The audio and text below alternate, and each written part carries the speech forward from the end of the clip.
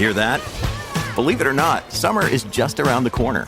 Luckily, Armor All, America's most trusted auto appearance brand, has what your car needs to get that perfect summer shine. Plus, now through May 31st, we'll give you $5 for every $20 you spend on Armor All products. That means car wash pods, protectant, tire shine, you name it. Find out how to get your $5 rebate at armorall.com. Armor All, less work, more clean.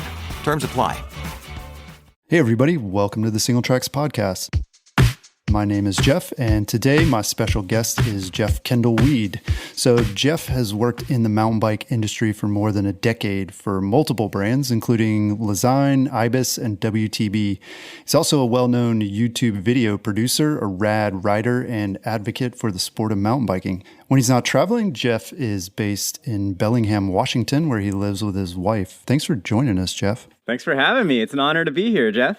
Yeah, so let's get started with how you got started. How'd you get into mountain biking? That's a good question. As a kid, I always wanted to literally ride a dirt bike. My neighbor had some old XR 400 or something and built jumps, and as the school bus would drive by his house, I would always see him, and he sent it pretty good. So that was like, man, I want to do that. And the closest I could get to that was taking my sister's bike at the time and building jumps in the driveway and sending it. My parents always said no to a dirt bike. And then after a while, they eventually said yes to a BMX bike. So started racing some BMX and just riding dirt jumps. And I was never very good at all.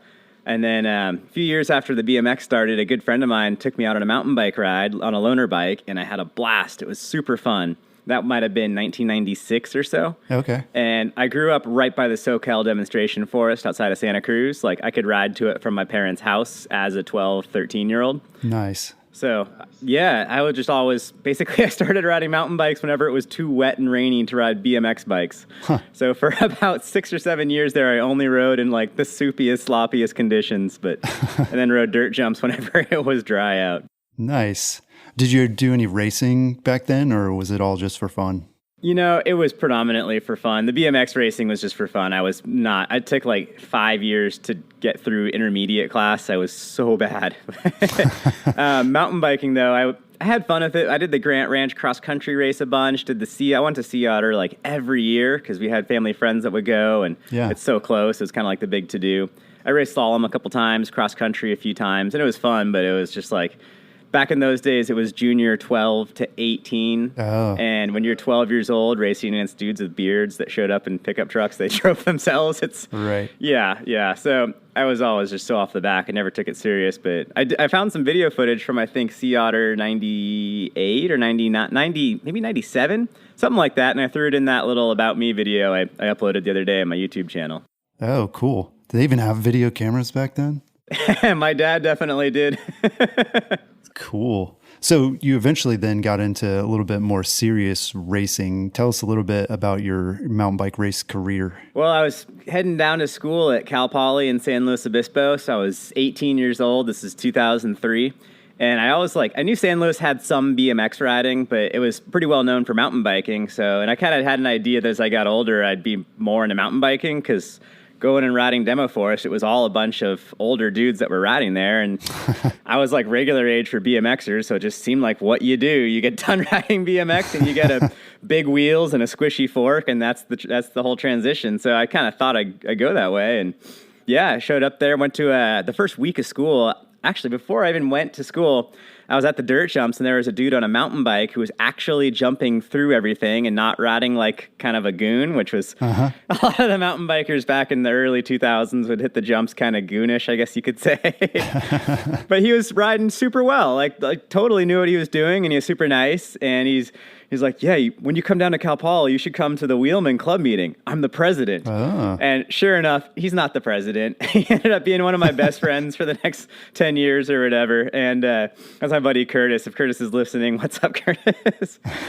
So anyhow, I went to the club meeting, and sure enough, that guy was there, but he was definitely not at the front of the meeting. And everyone was talking about the race season, which was starting in a couple of weeks. So I went out to the race course for a volunteer work day to kind of check everything out, and the courses looked pretty cool. And I went out for the race the next weekend or whatever, And I borrowed someone's downhill bike and just took a run down the downhill course on a legit downhill bike. And I always kind of thought full suspension bikes were for like software engineers that had just started, like people that had like a lot of money and hadn't really ridden much at all. So dentists. Yeah. So, I mean, I was this feisty little BMX kid with a chip on my shoulder. So I had, I had that perspective going into it. And so I'd kind of written off full suspension bikes entirely and thought the sport was cool, but it was like, yeah, I guess that's what you do. And then it was like, what? This is rad.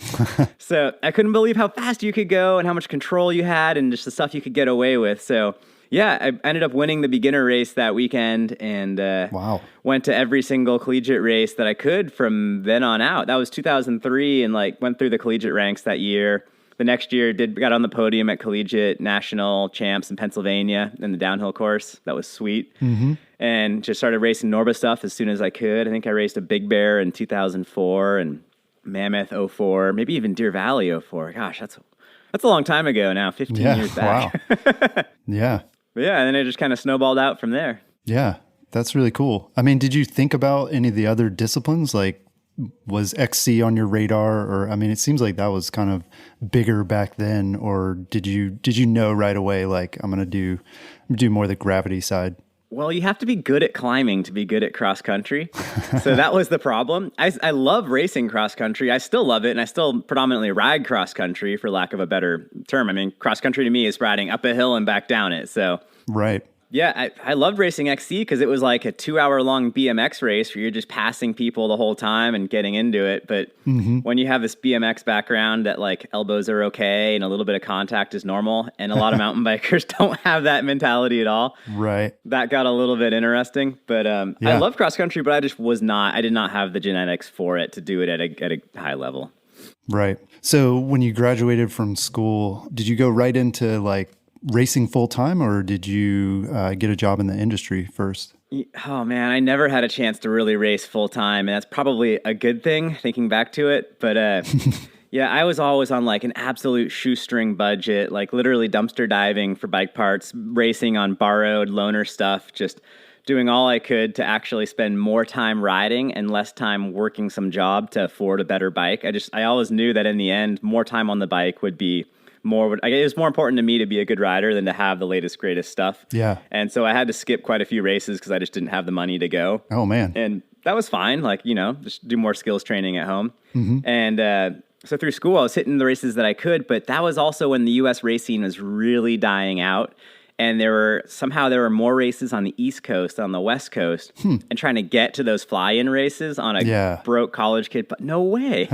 Right. I could barely drive to Los Angeles to race a Fontana event like more than once or twice a year. So yeah, I wasn't racing a huge ton, but I was racing when it was close and local. And then 2008 was when I graduated school. The economy I'd been working a couple different jobs so I could actually afford a dirt bike once I got done with school. So I worked 3 jobs for like 6 months to afford a $1,500 YZ125. Wow. Yeah, I was pretty broke. And after about 6 months at Lesign, we were right around July 2008, and the economy was just tanking. Yeah. And I remember the owner cut all of our hours down a ton, and I just could no longer afford to actually like go ride my bike or ride my dirt bike. The other jobs, I was writing for some newspapers and doing wedding videos, and those were fine, but they were like very part-time jobs. Yeah. And I just needed a change. I needed to kind of start my career life or whatever. And so I had to leave the Lesign thing. I just couldn't afford to stay there working super duper part-time. Yeah. And so that was a very short stint at Lesign, but it was good. I learned a bunch. And then, I spent it was a really hard 6 months or so looking for a job, having zero like professional career experience and not wanting to like be a barista or anything, like wanting to do something pretty legit. I wanted to use my degree. And then a friend was familiar with the IBIS crew and introduced me to him and got an interview, and that went really well. And then I kind of got in there doing odd jobs in the end of 2008. Oh, nice. Cool. So yeah, I mean, that seems to be a lot of people's career path. I mean, obviously you have to have a lot of passion for the sport, and you got to really want it because it's not a given. It's hard for a lot of people to break in.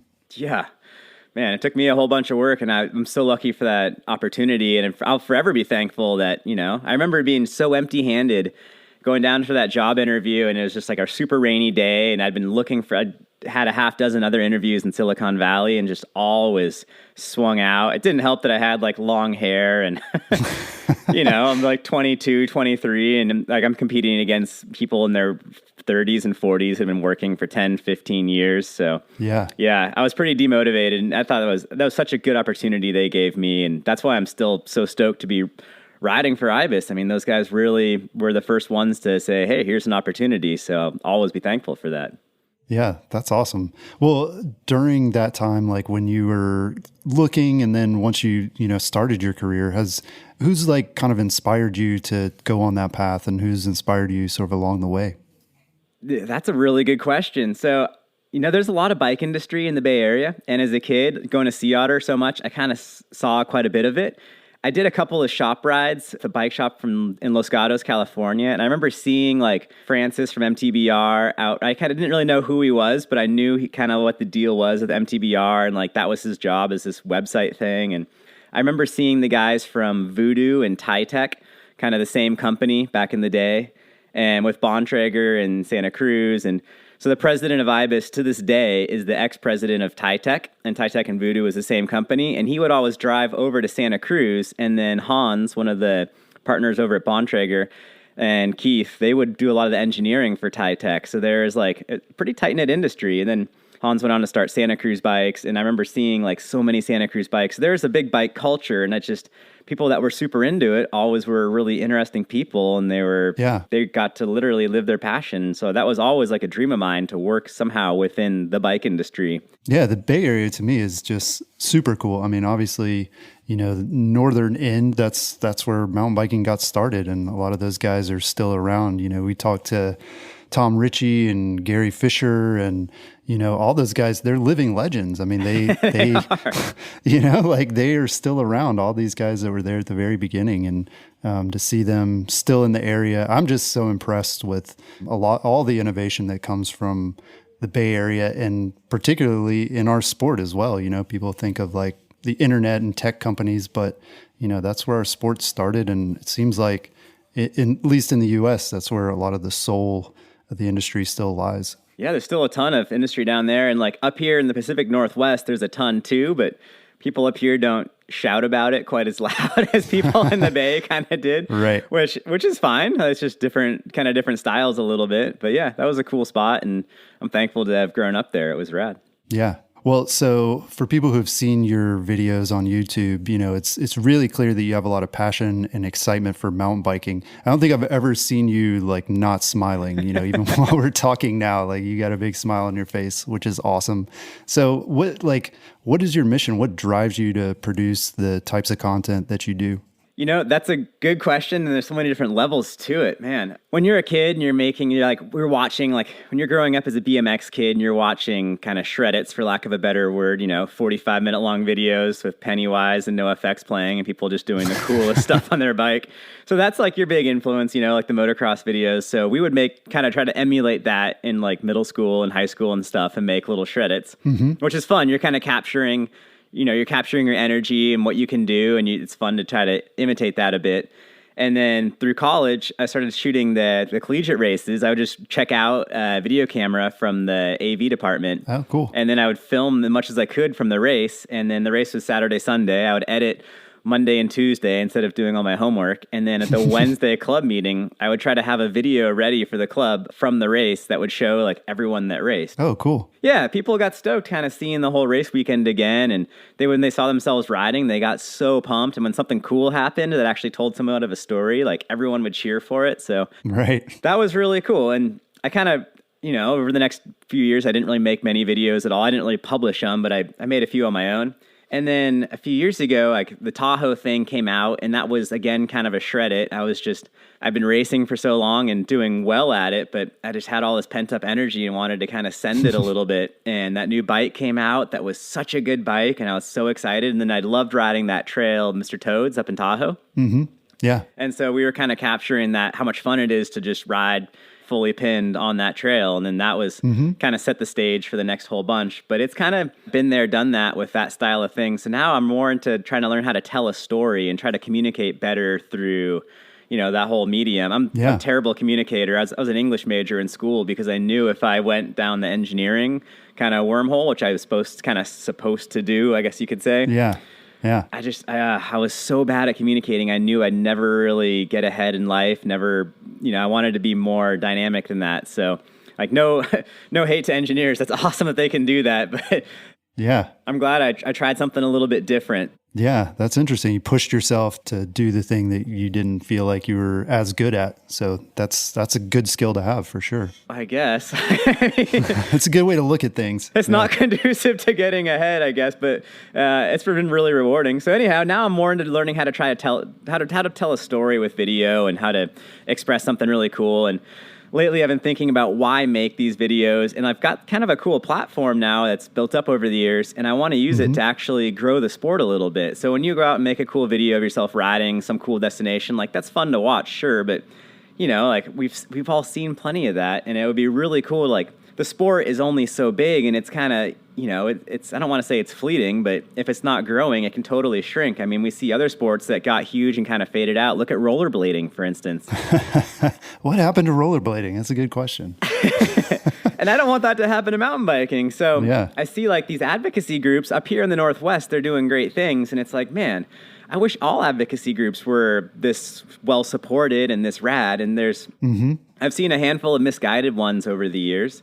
And I've seen, once I moved up here, I was like, wow, there's some really good ones here. This could be super legit. Yeah. So I've kind of realized that I can kind of use what I've built now to actually make supporting these advocacy groups more of like a key tenet of what I'm up to. So yeah, I'm really pumped to head this direction. And I wanted to do more of this last year, and it was hard when I had like sponsorship deals for like riding videos of me. Right. And I was trying to like tell other people's stories a bit through that. Yeah. So I had to split the difference a bit, and I'm still like trying to find the right balance. But yeah, that's really what inspires me now, is to help grow the sport through interesting content. Yeah, that's really cool. Right. I mean, I think that's kind of the evolution of mountain bike videos too. I mean, in the early days, the VHS days, it was all about the shred it and just super rad riding. And, everybody still loves watching that stuff. But I think people like you are figuring out that it's a really powerful medium. I mean, it can be really inspirational, and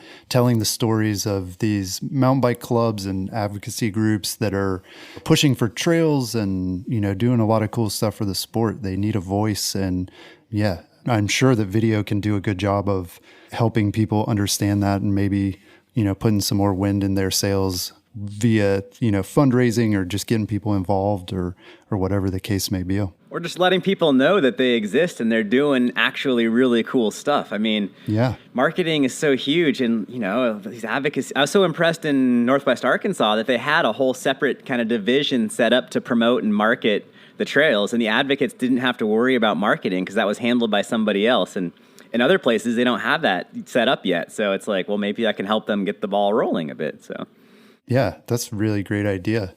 So like you said, and your YouTube videos have taken you all over the place to ride some pretty amazing locations. What's your favorite spot to ride?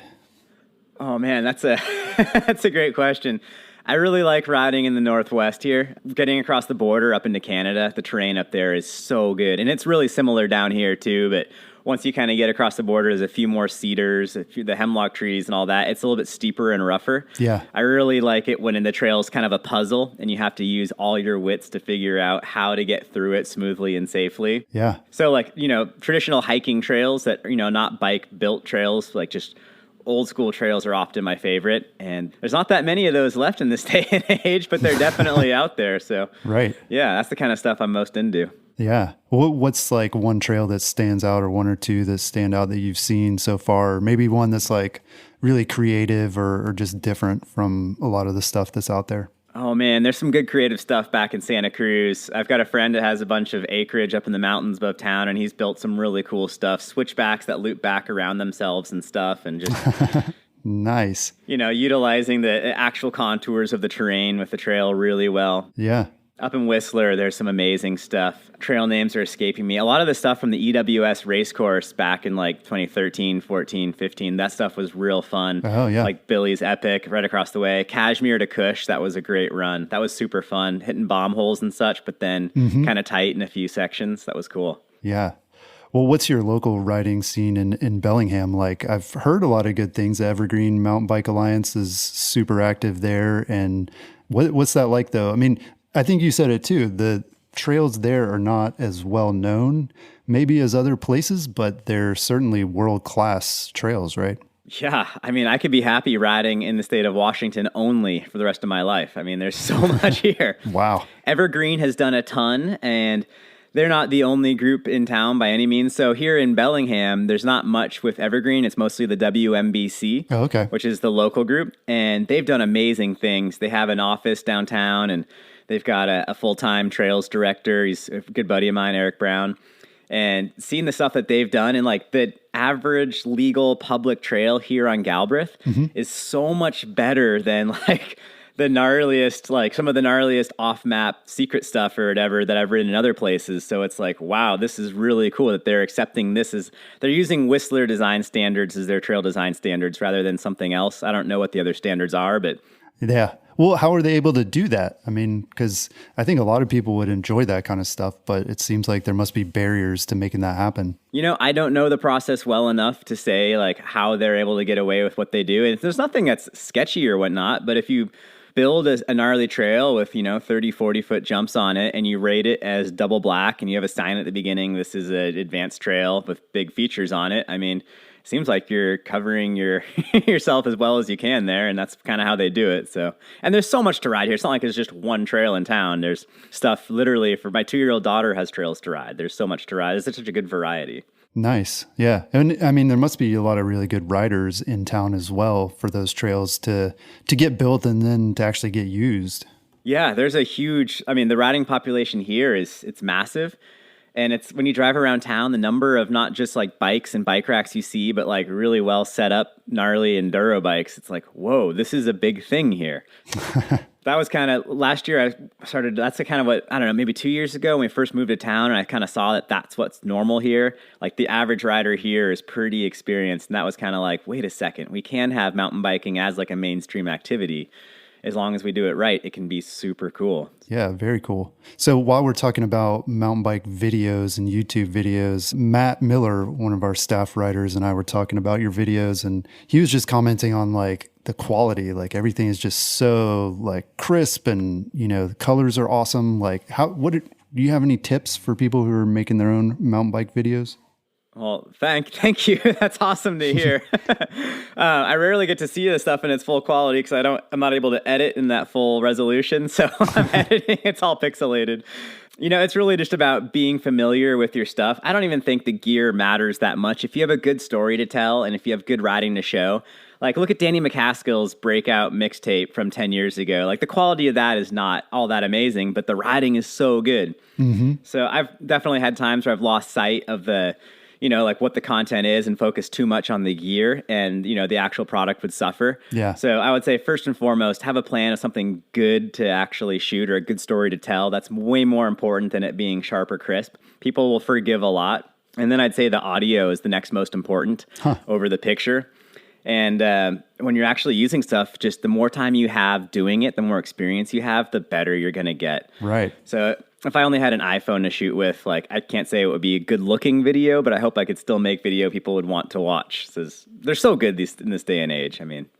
Yeah. No, yeah, there's nothing. I wouldn't be surprised if you said you shot it all on iPhone because, yeah, some of those can be really good for sure. So you've worked in a few different like sales and marketing positions in the mountain bike industry over the years. So I'm going to ask you sort of a businessy question here. What are some of the key drivers to product adoption when we're talking about mountain bike gear? What I don't have is a perspective of outside the industry, so I can't compare it to other industries in the world. Because to me, it's the only thing I know. But if something new is coming out that's pretty innovative, it has to be good for it to actually catch on and stand the test of time. Yeah. And there's definitely trends that come and go. But I think for the most part, there's definitely plenty of trends going. But I think back to like 2004, 2005, my friends and I were all riding single chain rings on our bikes. We had 160 travel forks. The Fox 36 had come out. The widest handlebars we could get, which were like 710, 720. We were all running pretty short stems, and 2.3, 2.4 tires is pretty standard. And then here we are a handful of years later, and that general template, 15 years later, that general template still kind of stands. So things have to be good, and then at the same time, the riding population has to be ready for it. So it's this weird thing of like two lines of like really good stuff heading up one direction, and then the general riding population being ready for it heading the other way. So they have to intersect at the right point for something to really take off. I don't think there's like weird conspiracies in the bike industry to just push baloney products. Every now and then something comes out that some group of riders will deem as baloney, but then other people will think is totally valid. So that definitely can happen. We've had such a road influence in mountain biking for so long. We're kind of finally getting away from that and getting into more of like a moto, more downhill. Basically, people that grew up kind of like people like me have kind of made their way into the industry that don't just have like a cross country and road background. So now these more aggressive bikes are becoming adopted as the norm, and it doesn't just happen overnight, but it's a slow process. And I'm sure some folks that did grow up on the roadside are not happy with running a single chain ring and not having that, the big ring to get across town. And they're probably not happy about the new riding upright geometry, but a lot of other people are happy. Yeah, and the bigger tires. Yeah, well, I think the 2.3 to 2.5 size is kind of going to continue to be the dominant size for a long time. But yeah, the 2.6s and 2.8s have definitely made their mark as well. Yeah. I mean, you touched on a lot of really good points. I mean, there are like those cynics out there, the people who tend to complain when new stuff comes out and say, oh, this is all like just hype and marketing. But then I feel like those same people would agree that bikes today are way better than they were 10 years ago or 20 years ago. And like you said, a lot of that groundwork was laid back then in terms of the sizing and standards on stuff. But the products today, man, they just keep getting better and better. Even if there are a few like products here and there that are kind of like, what? Like, what are they doing with that? Or like, no, that's just hype. The standards haven't really even changed all that much. I mean, chain line hasn't really changed. I mean, I've got this 1995 Ibis Mojo hardtail in my garage, and I put a brand new Shimano XT M8000 Gruppo on it. I mean, like, oh wow, that bike it's old enough to buy a beer at the bar. Right. And this modern stuff all fits on it. It's hard to find a straight steer fork and headset, but it's not impossible. But that's really the only thing on that entire bike that's like a little bit tricky to find. I mean, everything, bottom brackets haven't really changed. It's amazing how much hasn't really changed. And sure, you could go nuts and build a bike with more of the new style stuff on it, but you don't necessarily have to. So it's an interesting world we're in right now. Yeah, for sure. So you talked a little bit about riding motorcycles in your past, and I think you still ride motorcycles a little bit, don't you? I try to. Yeah. It's been so snowy and icy here the last 6 weeks or so. I've been off the bike a bit. But I always wanted dirt bikes and could never really do it. Parents weren't into it. I always take friends' loaner bikes out whenever I could as a kid. And through college, whenever friends had a loaner bike, I would always try and go riding with them. So it's always been something I've been super interested in, but never quite able to get 100% into. And then I finally bought my own first bike in 2008 and got pretty heavy into it, like riding 3 times a week for the next year or so. Yeah, I was super into it. Raced a bunch of hare scrambles, a bunch of enduros and stuff. And, as normal, like did terrible and all that. And I try to ride once every week or two now. Weather's been a factor this last few weeks. But the moto thing, it's so dynamic. Mountain biking, I've done it for so long. It's super fun, but the moto is a great outlet, a great way to take a break from the bike. And it crosses over so much. I think if I could only do one thing to train for mountain biking, it would probably be ride the dirt bike off-road on single track. Huh. Yeah, that's what I was going to ask you, is if you think that helps you as a mountain biker to be able to get out on a motorcycle and try different things. It definitely helps a ton, but it takes a long time to get to the point where it will actually be a benefit. Yeah. Because you have to figure out so much of the new mechanics of shifting and the clutch and everything, and having the bike have the power instead of you have the power. So. Right. So as someone who rides both mountain bikes and motorcycles, what's your take on electric mountain bikes? I've never actually ridden one. Impossible. I've never actually tried. I've tried electric bikes around town, and I tried kind of like a hybrid electric bike and tried to pedal it up a steep hill, and it couldn't do it. I'm fairly proficient on the dirt bike. I have 50 horsepower right at the tip of a finger with the clutch lever there. And I wouldn't think twice about that tiny little hill on the dirt bike. And then here's this electric bike, and it couldn't, I just can't believe how slow it was. But people love them. So I'm sure there's a reason why. I mean, I don't know. Yeah. Well, is there a reason why you haven't tried one yet? Well, they're fully illegal on all these trails here in town and super hated on. So They have not been adopted. I don't even know where I could go to try a demo bike at this point. So yeah, it kind of reminds me of when freeride bikes came out in 2000, 2001, and everyone was like, oh my goodness, this is going to ruin our sport. And then you see this and it's if we were to actually embrace this and fully get behind it, we could grow all kinds of mountain biking so much as a result. Right. Because if someone who's never even thought about mountain biking, here's the Troy Lee of Troy Lee Designs is infamous for having got tons of moto guys into e-biking. And then they get really stoked on the e-biking thing, and then they get curious about riding an acoustic bike, and then they get hooked. Right. So if we were not such a curmudgeon-y, grouchy bunch, we could totally use this as a boon to grow our regular stuff. But there's so many just negative Nancys and people that are afraid of actually trying something like that I don't think it's going to happen. So there's that. Yeah, there's definitely two sides to that. I mean, like you said, there's a lot of evidence that it can grow the sport. And then I guess a lot of people are scared that there's a risk it'll hurt the sport in terms of advocacy. But yeah, nobody knows the future exactly. And so I'm inclined to let people figure it out, and let's just see what happens. Yeah, I don't have amazingly huge opinions beyond the fact that I think it could be a boon if we were to fully embrace it, but without a full embracement, it'll just be a weird, awkward thing. Right. Was that something that IBIS is looking at in terms of mountain biking? I know Santa Cruz has said that they're not interested in electric mountain bikes, but I mean, is this something you could see other brands embracing? I mean, not to give away anything, but... I have no idea what IBIS is up to in terms of new bikes. I'm just fully a sponsored rider at this point, and that's kind of where my relationship ends with them. So that would be a great question for those dudes. I don't know what their deal is whatsoever on e-bikes. Here in Washington, I haven't seen Transition work on an e-bike at all. I haven't seen... I think Kona actually has one out now. I've never seen one on the trails, but they do have one. I don't know what Evil is going to be doing, so I haven't seen any Evils in the out and about with a battery on them. So, yeah, I don't know.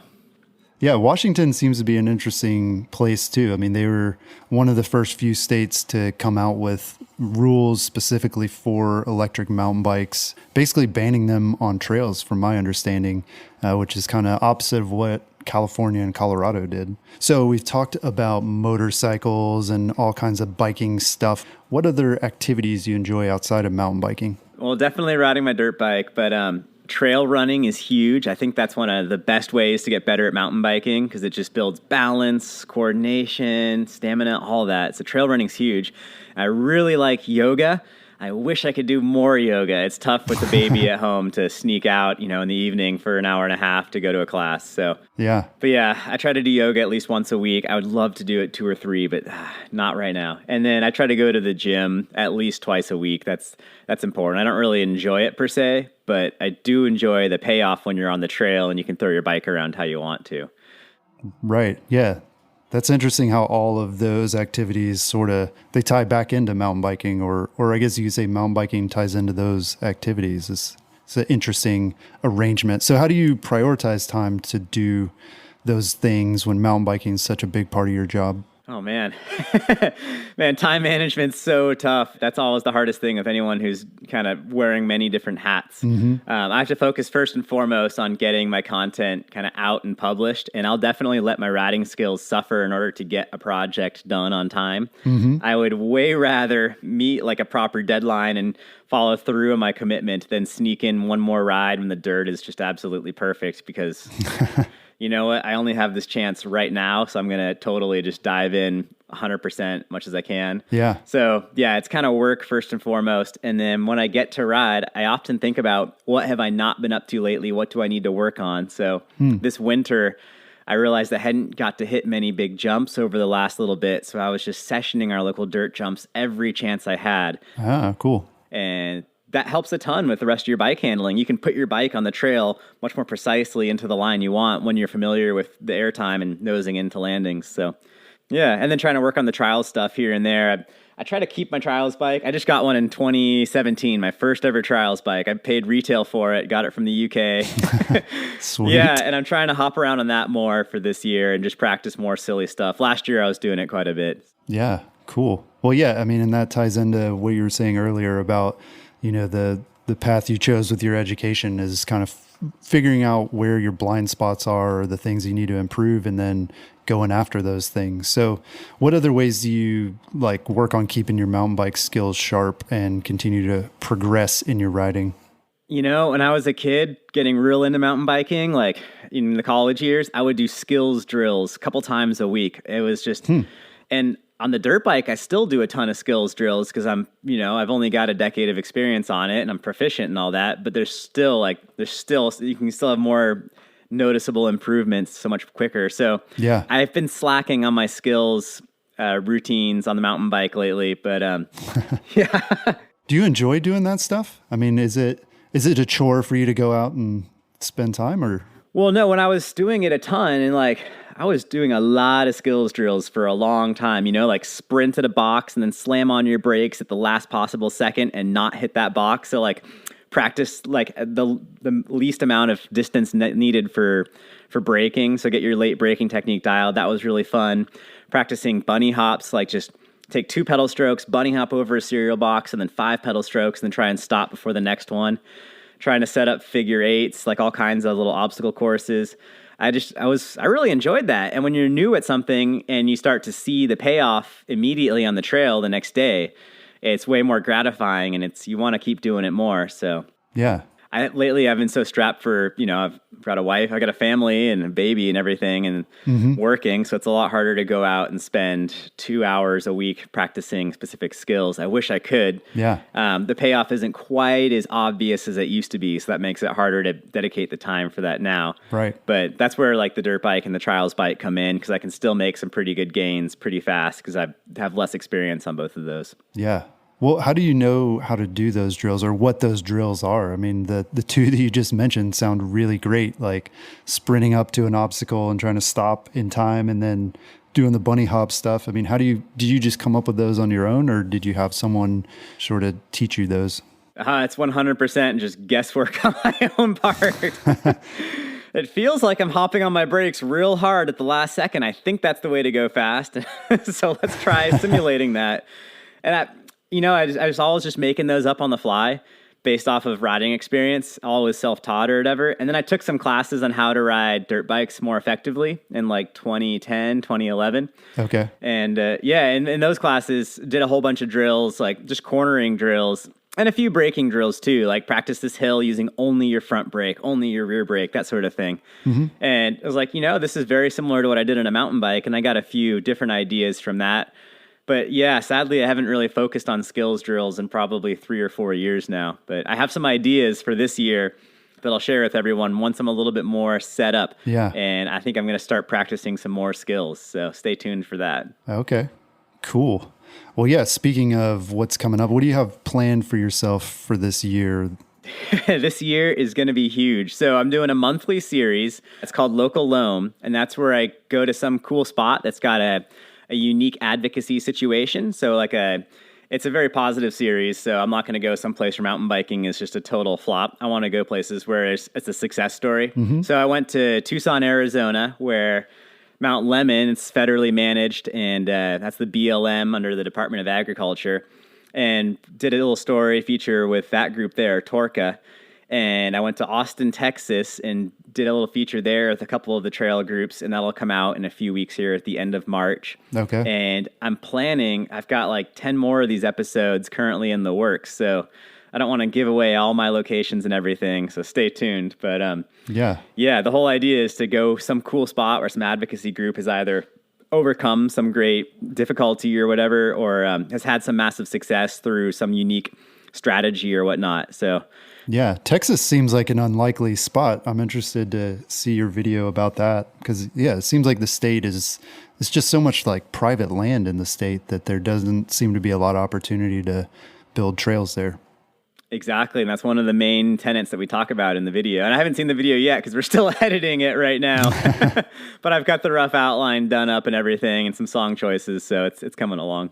Cool. And then what else are you doing beyond the local Loam series? Sounds like you have some skills videos perhaps in mind?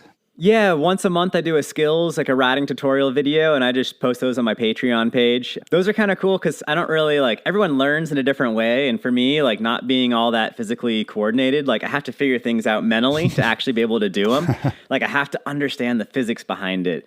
Oh, interesting. And then often it's I need to figure out a mental trick to make it really happen. Mm-hmm. Racing is 90% mental and 10% physical or something. It's way more. If you get on the starting line knowing you're going to win, then you're far more likely to win than if you're just well, let's see what'll happen.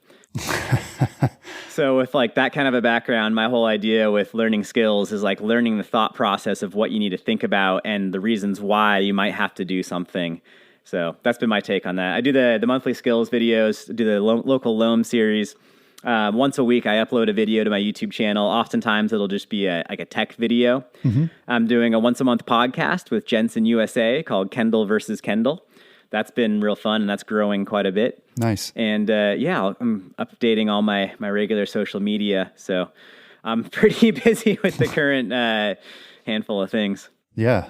Very cool. What are your industry predictions for this coming year? I mean, you've got your hand on the pulse of a lot of different things on bikes and on advocacy and just all the cool things that are happening in mountain biking. So what do you see happening this year and, maybe the next 5 years?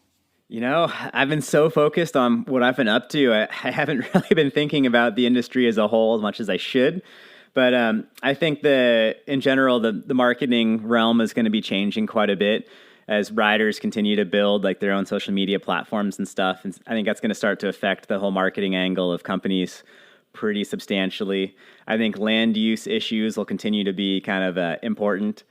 So yeah, in terms of the actual bike product tech stuff, man, everyone loves to talk about bike parts and stuff. It's so hard to predict what's happening next. I think tire technology still has some room to quickly grow. I think we have a lot of new potential to find there. And drivetrains are so good. Brakes are so good. It's been really fun riding that Trust the Message fork.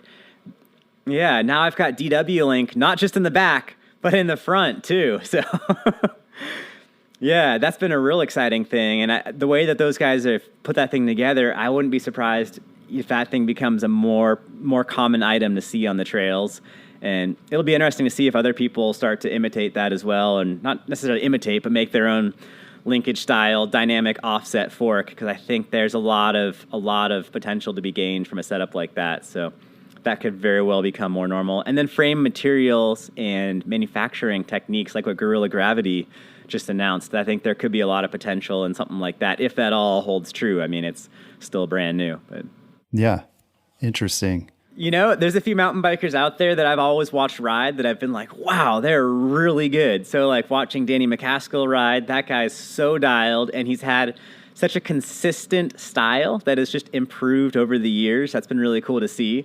Chris Akrig's just pure energy on the bike has been really cool to see. His complete his control of the bike is just amazing.